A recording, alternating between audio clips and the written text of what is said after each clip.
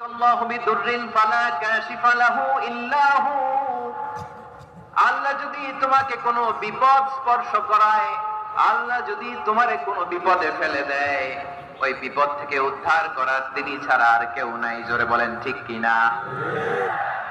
তিনি যদি কোনো বিপদে ফেলেন, তিনি ছাড়া বিপদ থেকে উদ্ধার করার কেউ নাই। আর তিনি যদি তোমার প্রতি কোনো অনুগ্রহ করতে চান, ওই অনুগ্রহ ঠেকিয়ে দেওয়ার ক্ষমতাও কারো নাই। আল্লাহ যদি আপনার সফলতা দিতে চায়, পৃথিবীর কোন শক্তি ওই সফলতাকে থামাতে পারে? এজন্য আল্লাহ বললেন, খবরদার, চিন্তা নাকিদা খালিস করে নাও।